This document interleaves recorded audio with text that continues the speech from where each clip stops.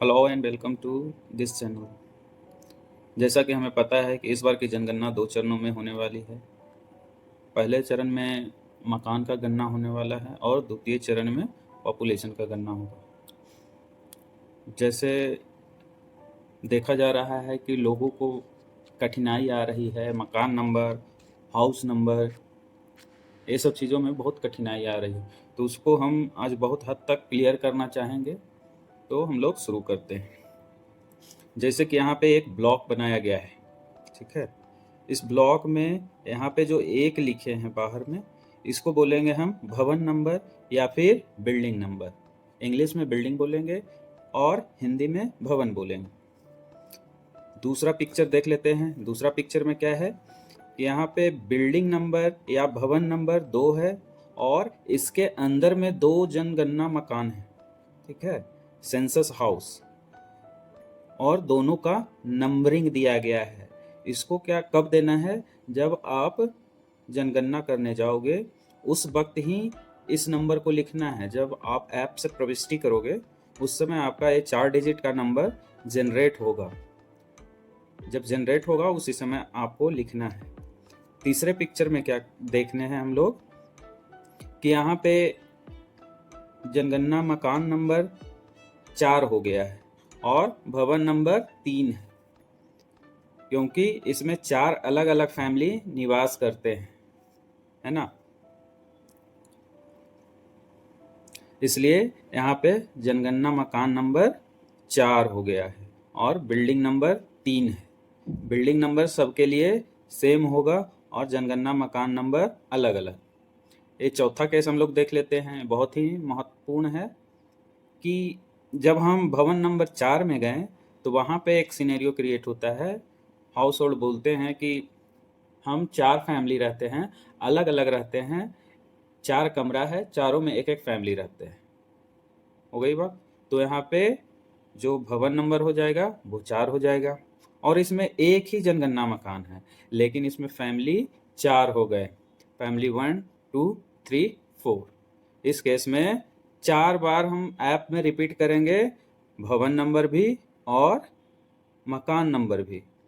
चारों बार रिपीट होगा, लेकिन फैमिली अलग अलग हो जाएंगे। इनके मुखिया का नाम अलग होगा और फैमिली का जो मेंबर है वो भी अलग होंगे।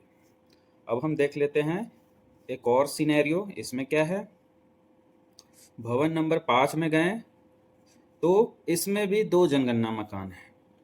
भवन नंबर ए जो बीच में बना हुआ है इसको हम छोड़ दिए थे। जब जनगणना करने गए थे तो उस समय ये नहीं बना था, तो हमने इसको नंबरिंग किया, भवन नंबर 6, और इसमें जनगणना मकान नंबर 2 हो गए।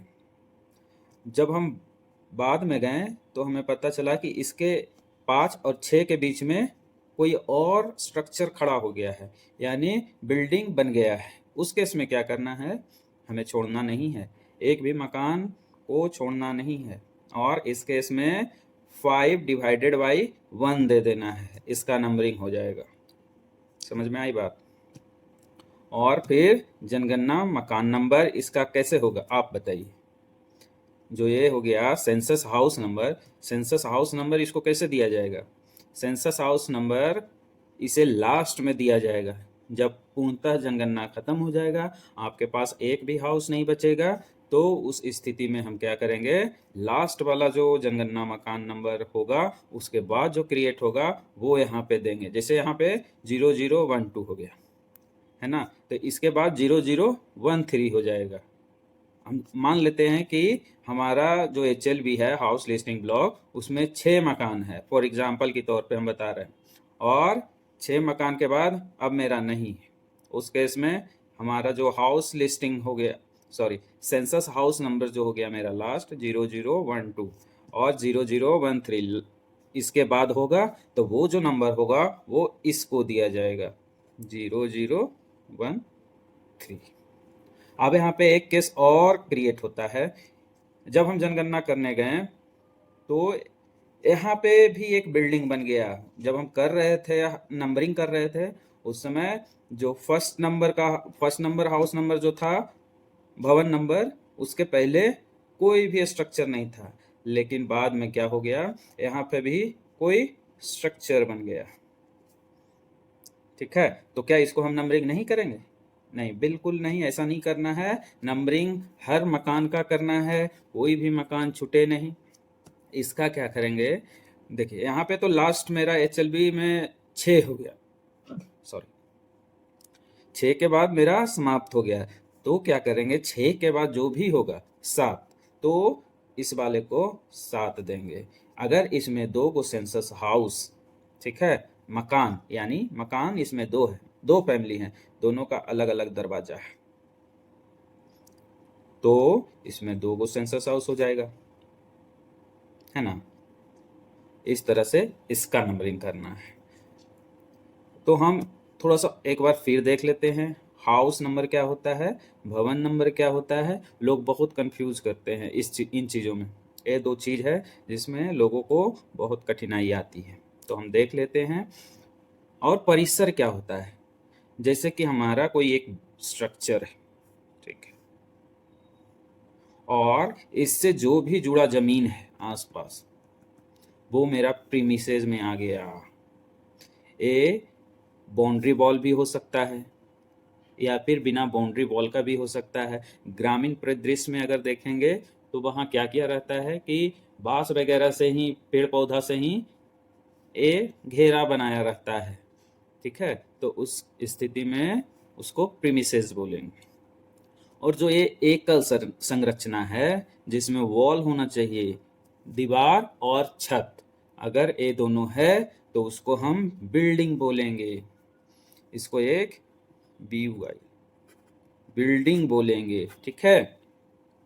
अगर इसमें 2 अलग अलग फैमिली निवास करते हैं, जैसे दोनों का दरवाजा अलग है, मेन डोर, तब इस स्थिति में इसको 2 मकान नंबर देंगे, ठीक है। इसमें 2 मकान नंबर हो जाएगा और एक भवन हो जाएगा।